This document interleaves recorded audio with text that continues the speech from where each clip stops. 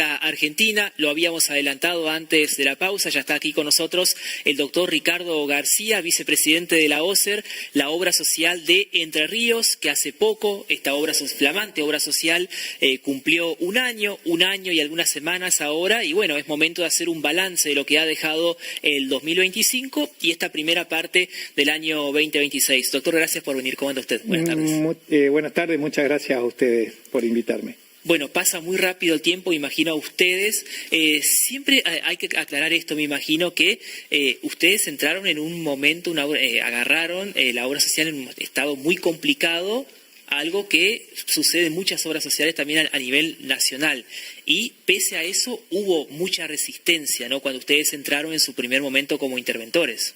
Sí, la decisión que toma el gobernador Rogelio Frigerio, una valiente decisión, siempre lo digo, porque en su momento el IOSPER era un tabú, era un núcleo duro de gremialismo, sindicalismo y negocios para los amigos que nadie se animaba a tocar. De hecho, las 2 décadas anteriores los gobiernos decidieron mirar para otro lado y el gobernador toma esta valiente decisión, pero la verdad es que con lo que se encuentra el equipo de la intervención es algo mucho peor de lo que se suponía o de lo que se veía afuera, mucho peor.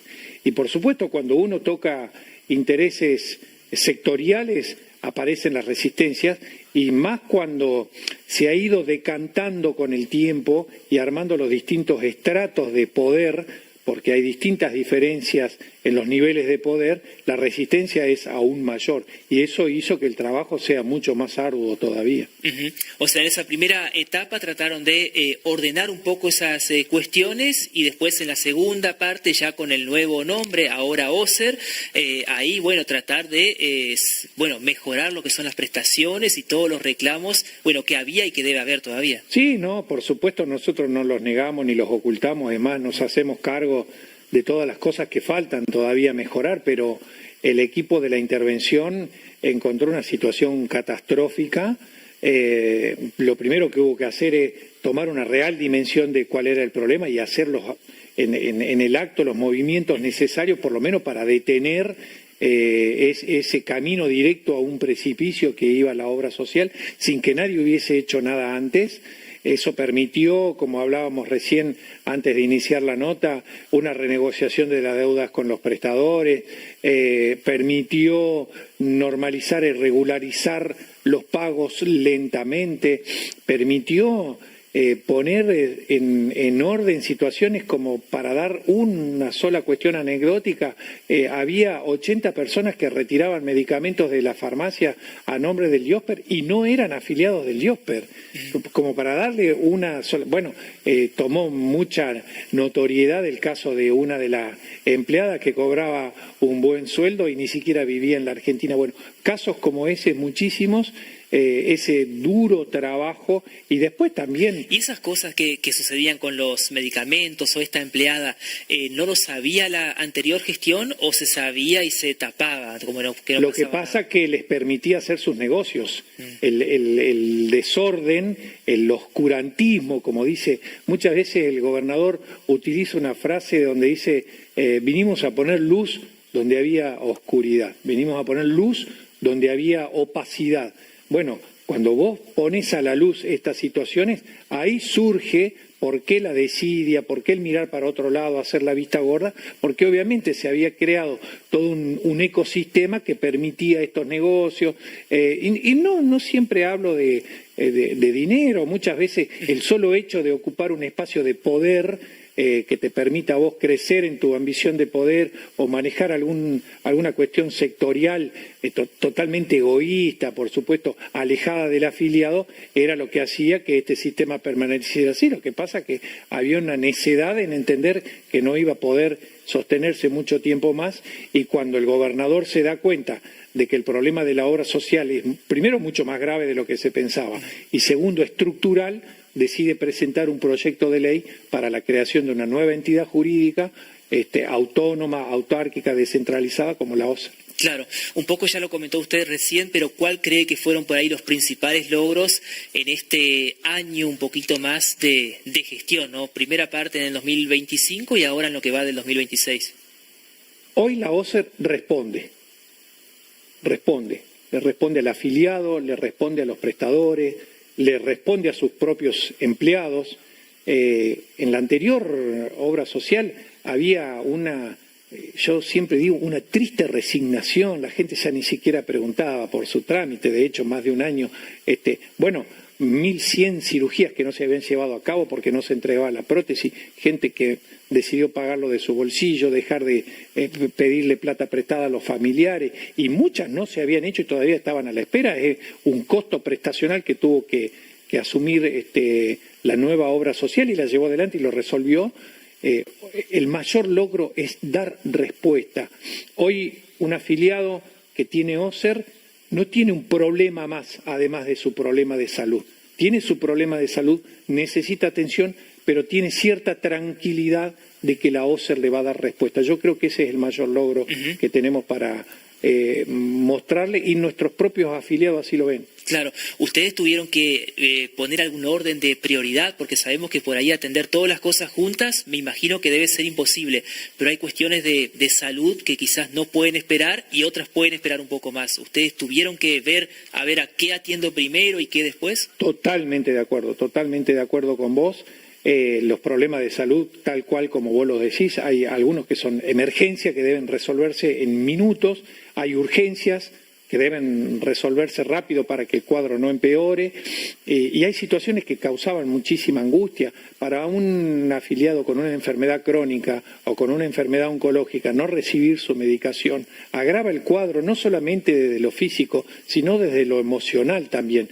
Y en ese sentido se tomó como primera medida el acuerdo con ACLER, la Asociación de Clínicas y Sanatorios de Entre Ríos. Se hizo una rápida cotización, cotejo de precio y compulsa de precio con las ortopedias que decidieron apoyar esta primera parte de la obra social, y se dieron respuesta a estas más de 1.100 cirugías que había sin atenderse. Después, rápidamente, un convenio con el Colegio de Farmacéuticos para que nuestros afiliados pudieran ir a la farmacia y retirar la medicación como corresponde, con muchos problemas que no los negamos. Nosotros sabemos que entre marzo y abril del año pasado hubo una crisis de los medicamentos, justamente porque los cambios que se iban proponiendo a veces eran más rápidos de lo que el sistema estaba preparado para soportar, y eso también generó muchísima angustia, muchísimos problemas que, bueno, hoy podemos decir con cierta satisfacción, pero no por eso con menos atención, de que ese problema está resuelto, y hay que ir priorizando, obvio. Claro, el famoso plus, que eso también es un tema, ¿se sigue cobrando o hay casos y casos? ¿Cómo está esa situación? Eso es un robo, es un robo deshonesto, a nosotros nos duele mucho, y hemos implementado un sistema que ahora te lo voy a comentar, para que el afiliado lo pueda denunciar. Cuando un profesional universitario, sea de la especialidad que sea, decide prestar su nombre para estar en un nomenclador de una obra social, significa que aceptó las condiciones. Si yo estoy en el padrón de OSER, acepté las condiciones. Entonces, ¿por qué es cuando el afiliado está sentado en mi consultorio le digo que además de lo que dice la orden me tiene que pagar aparte? Eso es una situación deshonesta por donde se lo mire, como mínima deshonesta, reñida con cualquier ética de un profesional universitario, porque si usted no está de acuerdo con las condiciones o con lo que la obra social le paga, llame por teléfono o mande un correo electrónico, en 2 minutos lo sacamos del padrón, y usted atiende particular y cobra el precio que usted quiere.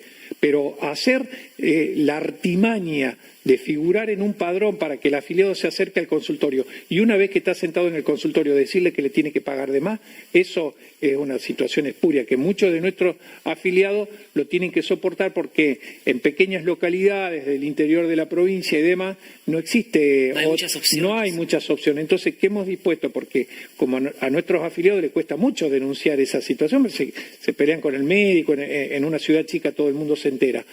Un sistema mediante el cual el afiliado que fue víctima de esta estafa tiene que ir a la sede presencial, expresar la situación que le ocurrió, y el empleado a su nombre inicia el trámite para la investigación y la denuncia. De manera tal que no queda ningún registro del afiliado, ni de su familiar, ni de sus hijos, nada, y se puede hacer la investigación y la denuncia, y nosotros hemos tomado la decisión que preventivamente se lo separa de la nómina. hasta investigar y averiguar qué es lo que está pasando. Y si eso se comprueba, por supuesto, queda fuera de nuestro padrón para siempre. Es bueno saber eso porque aparte la relación médico-paciente creo que no están en igualdad de condiciones, ¿no? Uno si va con un problema de salud se me ocurre que va con la guardia media-baja y hay una relación de mayor poder siempre del profesional, así que es interesante esto. Bueno, y hace poco inauguraron, o hubo un recambio en la sede también, ¿no? Que estaba en calle Gualeguaychú y se trasladó a la esquina de España e Italia. Exactamente. Otra de las mentiras que se le caen a estos personajes que levantaron tantas banderas de caos y crisis durante el proceso de tratamiento de la ley, ¿no?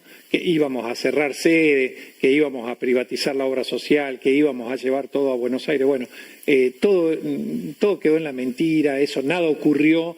Y sí, la verdad que la sede que estaba en calle Gualeguaychú ya hace muchos años era un local que ya no reunía las condiciones necesarias, tenía muchos problemas edilicios de los cuales la obra social se iba a tener que hacer cargo. Además, la negociación con el dueño nos había llevado a tener que pagar un alquiler mucho más caro de lo que pagamos ahora en pleno centro. Así que además hubo un ahorro en el costo mensual del alquiler y bueno, los que han podido visitar la sede de España e Italia habrán visto lo que es una sede moderna, totalmente confortable, accesible, a 2 cuadras de la plaza principal, donde pasa el 100% de las líneas de transporte público de pasajeros de la ciudad. Y ahí también estamos demostrando ese relato que se les cayó. No solamente mejoramos la sede, abrimos una sede nueva en Colonia Vigdor, estamos mudando nuestra sede a lugares más confortables para nuestros afiliados y además otra cosa que les voy a contar también, rescatamos expedientes que había perdido la gestión anterior de comunas y municipios que habían donado terreno para la obra social, de manera que la obra social pueda construir su propia sede. Bueno, reactivamos esos expedientes, ya hay 3 en marcha, Mansilla, Viale y Colonia Avellaneda, donde nosotros vamos a, en la medida que el presupuesto lo permita, aceptar esa donación y construir una propia sede para no tener que pagar más alquiler. Es decir, una obra social que está proyectada al futuro, que sabemos que falta muchísimo. El gobernador ha dicho el pasado jueves en la conferencia de prensa que queremos que la OSER sea la mejor obra social del país y eso nos planteó a nosotros un desafío enorme para no buscar ni la excelencia ni los logros para una administración o un signo político, para que el afiliado así lo sienta. En cuanto a los amparos, siguen existiendo, pero usted había comentado que por ahí es más importante fijarse en lo cualitativo que en lo cuantitativo, ¿no? ¿Cuáles son hoy los principales reclamos que hay hacia la OSER? Eso fue lo que yo dije en ese momento, que es importante aclararlo.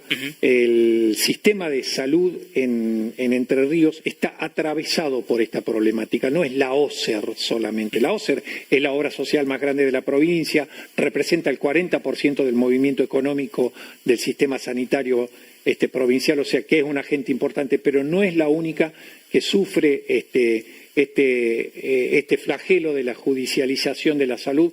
Nosotros hemos nucleado a todas las obras sociales que tienen agencias acá en Entre Ríos, empresas de medicina prepaga, obras sociales sindicales, universitarias. Estamos todos sentados en una mesa. La semana que viene tenemos nuestra segunda reunión y el principal problema que aqueja a todos los entes financiadores de salud es la judicialización de la salud que hay en Entre Ríos.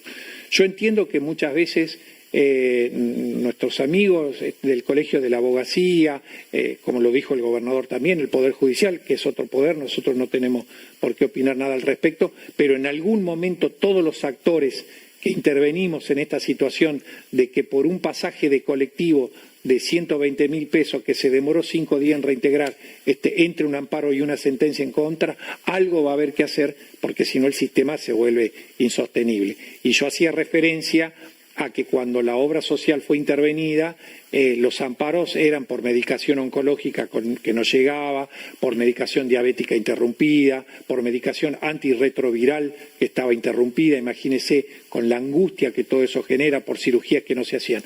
Hoy los reintegros se mantienen en un nivel, algunos meses baja drásticamente, otros meses sube, otros meses, pero son por pasaje de colectivo, por un reintegro de pañales, por un acompañante terapéutico. Ojo, que yo no estoy minimizando el problema de ese afiliado que obviamente ya pagó y quiere que le devuelvan su dinero, o el profesional en un acto de buena fe ya le dio la factura como si hubiese pagado y se queda esperando que la obra social. Ese está en todo su derecho, pero de ahí a llevar esto a un amparo, la verdad que nosotros creemos que, como dijo el gobernador, todos los actores nos vamos a tener que sentar en una mesa y ver cómo se resuelve esta situación, porque van a terminar quebrando el sistema.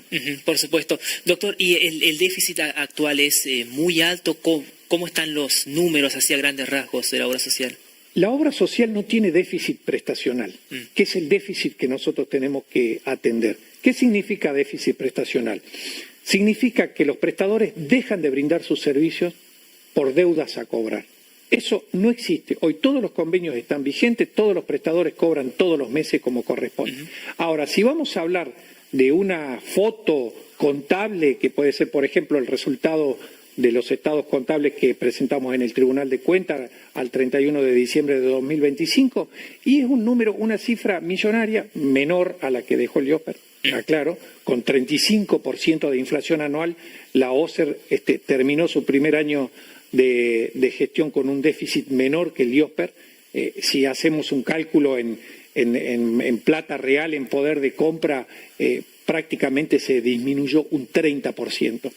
Independientemente del número, lo que es importante acá remarcar que cualquier tipo de deuda corriente que la obra social tiene, como cualquier entidad que financia servicios o obras, como cualquier gobierno, como cualquier entidad que tiene una deuda corriente, esa deuda no está significando un corte de servicios, no está significando una alteración en las prestaciones. Entonces, nuestros afiliados tienen que tener la seguridad que hoy la OCER no tiene déficit prestacional, que es el verdadero déficit que hay que mirar.